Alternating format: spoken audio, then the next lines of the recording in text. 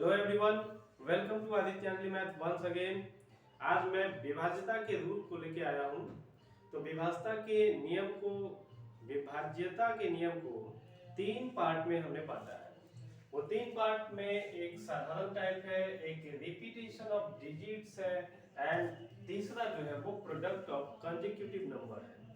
जिसमें साधारण टाइप में आपको हम ज्यादा टाइम नहीं देंगे। जैसे इसमें आपको आएंगे 2 से कौन सा डिवाइड होगा, 3 से कौन डिवाइड होगा, 4 से कौन होगा, 5 से कौन होगा, 6 से कौन होगा, 7 से कौन होगा, 8 से कौन होगा, 9 से कौन होगा, 10 से कौन होगा और 11 से कौन होगा, ऐसे। ठीक है, तो इसको मैं बोल के ही समझा देना चाहता हूँ कि 2 से कौन डिवाइड होगा। तो जैसा कि 2 एक इवन नंबर है, सबसे स्मॉलेस्ट इवन नंबर है, तो जितने भी इवन नंबर, बड़े से बड़े इवन नंबर है, वो सब के सब 2 से डिविजिबल होंगे। और अगर बहुत बड़े नंबर है तो उसको कैसे पहचानेंगे कि वो इवन है? तो उसका फर्स्ट डिजिट यानी स्टार्ट वाला डिजिट देख लेना है कि वो इवन होना चाहिए, वो सम होना चाहिए। तो वो पूरा का पूरा नंबर, इसका मतलब सम है, तो वो 2 से कटेगा। अब 3 से कौन कटेगा? तो जितने भी नंबर है उनके सारे डिजिट का सम करेंगे, सारे डिजिट को नंबर के अंकों का योग करेंगे। अगर वो अंकों का योग 3 से कटे तो इट मींस वो पूरा नंबर 3 से कट जाएगा। 4 से कौन डिवाइड होगा? तो 4 से वैसे नंबर डिवाइड होंगे जिनके प्रारंभिक 2 अंक से बना हुआ जो नंबर होगा वो 4 से कटना चाहिए, या तो उस दोनों अंक पर डबल जीरो हो तभी भी वो 4 से कटेगा। 5 से कौन कटेगा? तो स्वाभाविक सी बात है, वैसे नंबर जिसका प्रारंभिक अंक 0 या 5 हो वो 5 से कटेगा। 6 से कौन कटेगा? तो 6 को हम 2 गुना 3 कर सकते हैं, और 2 गुना 3 क्या है? को प्राइम पेयर है, यानी सह अभाज्य जोड़ी है। तो सह अभाज्य जोड़ी का जो प्रॉपर्टी होता है वो यूज करेंगे कि जो नंबर 2 से भी कटे, यानी जो नंबर सम भी हो, साथ में जो 3 से भी कटे, यानी जिस नंबर के अंकों का योग 3 से कटे, वो पूरा का पूरा 6 से कटेगा। तो समझ गए? यानी ओवरऑल घुमा के कह सकते हैं वे सारी सम संख्याएं जिनके अंकों का योग 3 से कट रहा है वो 6 से कटेगा। 7 से कौन कटेगा? तो 7 से तो बहुत सारे रूल्स हैं। वैसे मैं बताने वाला हूं कि अगर किसी भी सिंगल डिजिट को 6 बार लिख दें तो 6 अंकों वाली संख्या बन गई, तो वो 7 से कटेगा। किसी भी डबल डिजिट को 3 बार लिख दें तो 2 गुना 3, 2 2 2 करके 3, वो भी 6 अंकों वाली बन गई, तो वो भी 7 से कटेगा। या किसी ट्रिपल डिजिट वाले नंबर को, 3 अंकों वाली संख्या को लगातार 2 बार लिख दें तो भी वो 6 अंकों वाली बन गई, तो वो भी 7 से कटेगा। और भी नंबर 7 से कटेंगे, तो उसके लिए जो रूल बताएंगे उससे अच्छा 7 से डिवाइड करके देख लेंगे। चलिए, 8 से कौन कटेगा? तो जैसा कि 4 से बताया था अभी कि वैसे नंबर जिनके प्रारंभिक 2 अंक 4 से कट जाए, ऐसे ही वैसे नंबर जिनके प्रारंभिक 2 के बदला 3 अंक जो 8 से कट जाए, वो संख्या का पूरा संख्या 8 से कट जाएगा। 9 से कौन कटेगा? तो 3 से जो भी रूल बताए थे कि वे सभी संख्याएं जिनके अंकों का योग 3 से कटे, वो पूरा संख्या 3 से कट रहा था, वैसे ही वे सभी संख्याएं जिनके अंकों का योग 9 से कटे, वो पूरा का पूरा संख्या 9 से कट जाएगा। अब बचा क्या? 10। तो 10 से तो समझ सकते हैं वही संख्याएं कटेंगी जिनके इकाई पर 0 हो। चलिए, 11 से कौन कटेगा? तो ये थोड़ा सा समझना होता है। वैसे आपको पता होगा कि वे सभी संख्याएं जिनके अल्टरनेट अंक मींस क्या? एक अंक छोड़ छोड़ के जोड़ते जाएंगे। अल्टरनेट अंकों के योग का अंतर, ध्यान देंगे, वे सभी संख्याएं जिनके अल्टरनेट अंकों के योग का अंतर 11 से कट रहा है, इट मींस 11 का ही मल्टीपल है, या तो 0 है या 11 या 22 या 33, ऐसे ही, तो वो पूरा का पूरा संख्या 11 से कट जाएगा। अगर आपसे पूछे 12 से कौन कटेगा, तो 12 को ऐसे ही बांट लेंगे, 6 को जैसे बांटे थे 2 गुना 3 में, 12 को बांट लेंगे 3 गुना 4 में, यानी 3 और 4 दोनों से जो नंबर कटेगा वो 12 से कटेगा। 15 से कौन कटेगा? तो 15 को फिर 5 गुना 3 बना लेंगे, यानी वे संख्याएं जो 5 से भी कटे और 3 से भी कटे, वो 15 से भी कटेगा। ऐसे ही कभी मान लो 75 से कौन कटेगा? तो 75 को हम 25 गुना 3 कर सकते हैं, यानी वे सभी संख्याएं जो 25 से भी कटे और 3 से भी कटे, वो 75 से भी कटेगा। चलिए, तो इसको छोड़ते हुए आगे बढ़ते हैं रिपीटेशन ऑफ डिजिट पर। तो रिपीटेशन ऑफ डिजिट में क्या होगा कि अगर कोई सिंगल डिजिट को 2 बार रिपीट कर दे एंड सो ऑन, तो ये डबल वन से पक्का कटेगा, यानी 11 से कटेगा। अगर इसको यानी सिंगल डिजिट को 2 बार रिपीट कर रहे थे, अगर हम डबल डिजिट को 2 बार रिपीट करते,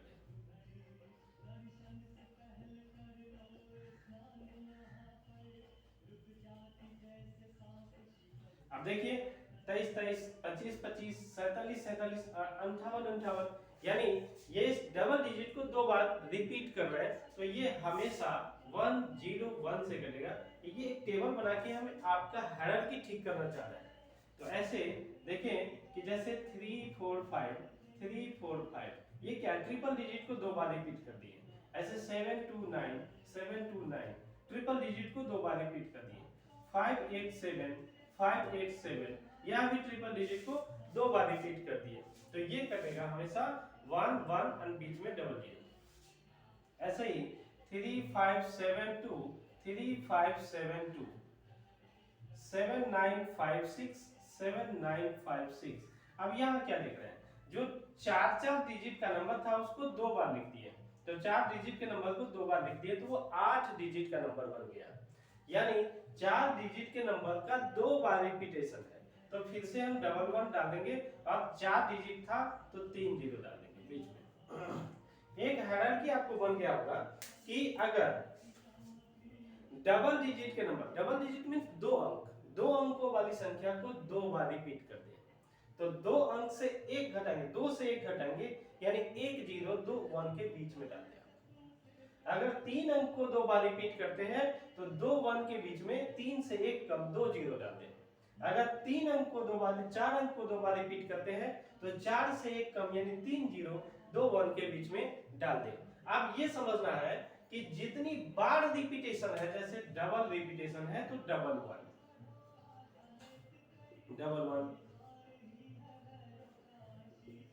यानी जितनी बार रिपीटेशन है उतना 1 डालेंगे, और जितने अंकों का रिपीटेशन है उससे 1 कम जीरो उस 1 के बीच में डाल देंगे।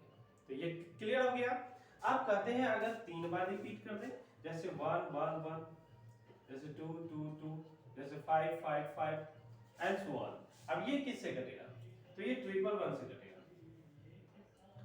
अब अगर ये यहाँ आप क्या देख रहे हैं, 3 बार रिपीट हो रहा है, नंबर 3 बार रिपीट हो रहा है। अगर हम डबल डिजिट को 3 बार रिपीट कर दें, जैसे 2 3 2 3 2 3, 5 7 5 7 5 7, 9 2 9 2 9 2। अब ये क्या देख रहे हैं, 3 बार रिपीट हो रहा है और अंकों की संख्या कितनी है, डबल, यानी 2 अंकों की संख्या को 3 बार रिपीट कर रहे हैं। तो 3 बार रिपीट करें, इसलिए 3 पीस 1 डाल दिया, इसको आप पिलर समझ लें। और डबल डिजिट का रिपीटेशन है तो डबल से 1 कम क्या होगा, 1, यानी 1 जीरो बीच में डाल दें। ऐसे ही अगर 4 5 6 4 5 6 4 5 6, ये क्या है, ट्रिपल डिजिट 3 बार रिपीट है, तो 3 बार रिपीट है, ये किससे कटेगा, तो 1 1 1, 3 1 डाल दें, और बीच में 3 डिजिट का नंबर है इसलिए डबल जीरो, यानी 3 से 1 कम डबल जीरो, ये डाल दें, यानी ये इससे कटेगा। तो आप यूं समझ गए इसको और इसको देखते हुए कि जितनी बार रिपीटेशन होता है उतना 1 डाल देते हैं, और जितने अंकों का रिपीटेशन होता है उससे 1 कम जीरो 1 1 के बीच में डाल देते हैं।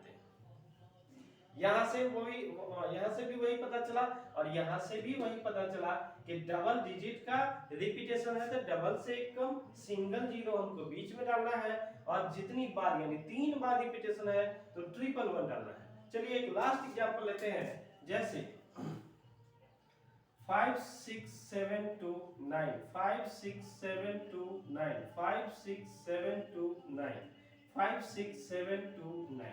अब ये किससे कटेगा, तो देख रहे हैं 5 6 7 2 9, 1 2 3 4 5, 5 डिजिट है, और 2 3 4, 4 बार रिपीट है, तो 4 बार रिपीट है तो 4 पीस 1 डाल दिया,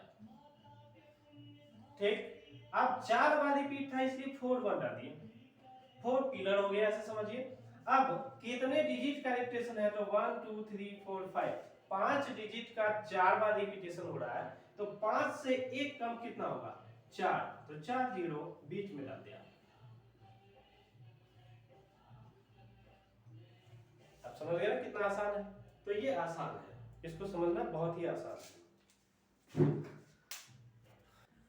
अब हम बताने जा रहे हैं जैसे कि नॉर्मल देख लिए, रिपीटेशन ऑफ डिजिट देख लिए, अब प्रोडक्ट ऑफ कंसेक्यूटिव नंबर देख लिए, देख नहीं लिए, देख रहे हैं।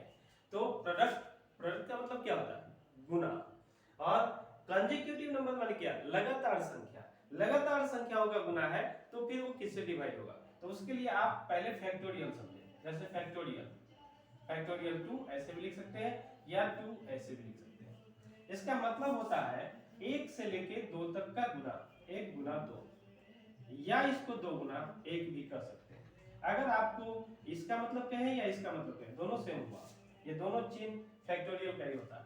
अगर कहीं फैक्टोरियल 3 मिले, इट मींस 1 से 3 तक का गुना। अगर कहीं फैक्टोरियल 4 मिले, इसका मतलब 1 से 4 तक का गुना। अगर कहीं फैक्टोरियल 5 मिले, फैक्टोरियल 6 मिल जाए, तो इट मींस ये 1 से लेके 6 तक का गुना हो जाएगा। तो ये फैक्टोरियल आपने समझा। अब फैक्टोरियल का ही यूज इसमें करना है, तो चलिए फटाफट इसको यूज करते हैं।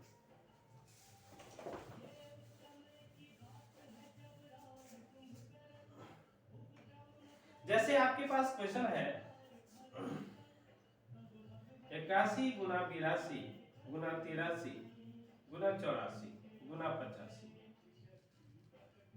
ये किससे डिवाइड होगा, तो आपको देखना है 1 2 3 4 5, यानी लगातार 5 संख्याओं का गुना है। ये लगातार है, 81 के बाद 82, 82 के बाद 83, 83 के बाद 84, 84 के बाद 85, ये तो आता ही है।